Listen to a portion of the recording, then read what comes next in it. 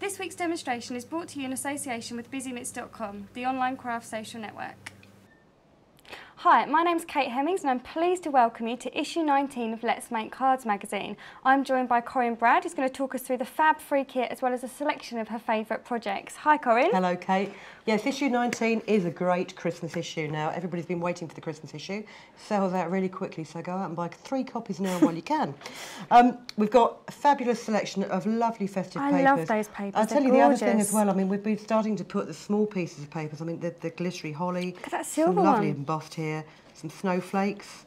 I mean, they really are beautiful, beautiful papers. And gorgeous die-cut shapes as well. Yeah, I mean, I don't know how many die-cut shapes there are in this issue, but there's lots. This isn't all of them here because I've used some of them. Sorry. We've got some chipboard tags there as well. There's a sheet of sentiments, lots of little pearlized stars and gemstones, masses of sequins and beads. There's ribbon, there's thread, there's pom-poms. There's these little padded shapes which are really cool. But, you know, the die-cuts are great because they've all got glitter on them. Really nice, contemporary, you know, nice bright colours. And Tracy Dakin-Jones has come up with a selection of cards and greetings and little tags using all of it along with the paper.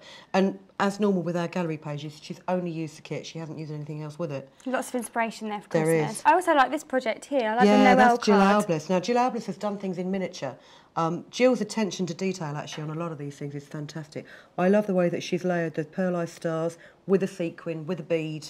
It's a really pretty effect. This is really nice as well. I love the characters. This is by Brenda Harvey, yes, isn't it? Yeah. Look at those little penguins. They're so cute. Well, it's a Hero Art stamp set that she's used, one of their clear stamp sets, and I think it's sort of winter themed. I do like the little owl with the scarf on the top of the Christmas tree. And she's also heat embossed them. I mean, the greetings here, you probably can't see it on the camera, but they've been heat embossed in gold. The penguins have been done in black. And when they catch the light, it gives it another dimension to the card. Nice glossy, glossy look to it. Who's are these? These are Helen ones? Dixon. I really like this little unusual box here. Look at that. It's got a little reindeer inside. It's like a sort of deep picture frame, yeah, isn't it? It's really cute. And the snowflakes finish it off really nicely as well. Just added some motifs there, which looks great. Yeah. It's just something a bit different, isn't it? Which is always this nice. This is it. Oh. Crashing the display. Also, I mean, the die-cut reindeer that she's used there, and I know you like this one over here. I do like this one. It's the penguins. I think I've got a bit of a thing for penguins at the moment. Look, they're so cute, though, just poking their heads across the top.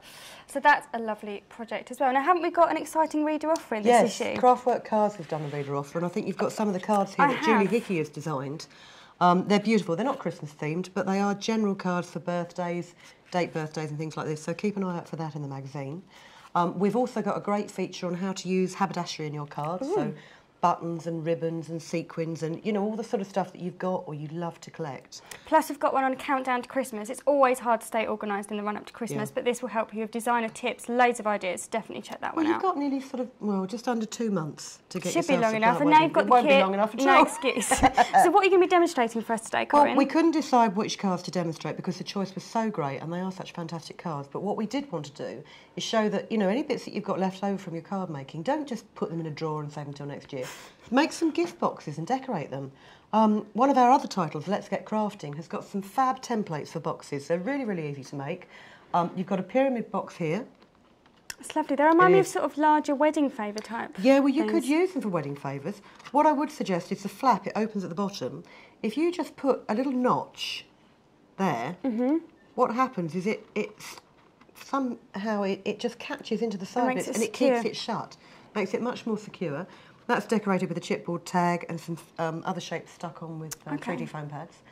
I'm going to show you how to make this little hexagonal box in a minute, which is really, really cool. One. And it's so simple. I mean, you can probably make 2 of these out of a sheet of A4 card. It's really handy. The other ones that I like are these really elegant. Like that. You could hang that off a tree. I think it's really cool. Look, there you go. You can hang it off a tree. Always one step ahead. Fill it with sweets for the kids. Jewellery fits in there beautifully. That's a really nice idea. I mean, I've used Basil Bling card on this because it's a really nice sort of shimmery card. But, you know, the tag is made with die cuts from the kit. The paper is triangles cut from the kit. But I'm just going to show you this one. Okay. This little mini box. If you get your templates, either take them from the magazine and photocopy them or download them off the internet. And if you stick them onto a thin card so that you've got a nice surface to draw around. Okay. Okay. Line it up. Might as well line it up onto a straight edge of card. And use a nice sharp pencil just to draw around the outlines of it. Okay. Now, on the template, you will have the score lines marked with a dotted line. Yeah. Once you've cut this out, of course, you can line it back up again. But before you cut it out, what I'd recommend you do is take my favourite tool in the world. I've taken this off. Why have I done that? Put it back on. The pointy stick tool. So you've got to line it up again. The replacement pointy stick tool. I may have broken Corinne's pointy stick tool. It wasn't my fault. I thought you lost one as well at Hobbycraft, didn't you? Okay. You're a Let's nightmare continue with with the demonstration. Okay, you're a nightmare with pointy stick tools. If you just make a pinprick at each end of the score line, like this, with careful not to stab your fingers. When you take it off, you've got those pinpricks on there. Oh, I see. So you can join them up. Yeah, and and get just your take score lines. a ruler, metal ruler, and a fine tip embossing tool, and then just score line. Bear in mind, don't line it up exactly on the ruler because that ball tool will. You need to line it about ½ millimetre away, and just score your lines down there like this. And then do that actually before you cut it out because it does mean that you've got more paper to hold on to. It's not going to slip. The lid is done in the same way. Just draw around it, make your points at the corners of the hexagon. I'm going to give you those bits because there is one I've made down there. Thank you very much, Kate. So you end up like this, okay? If you fold all of your score lines,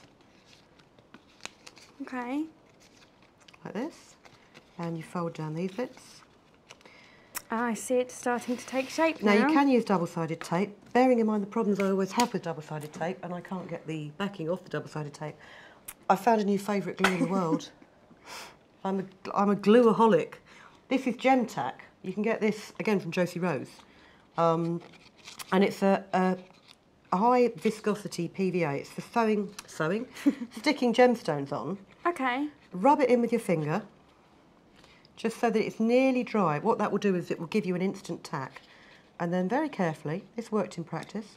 Whether it will work now, or whether it will spring open, just to we shall see. It's all part of the demonstration.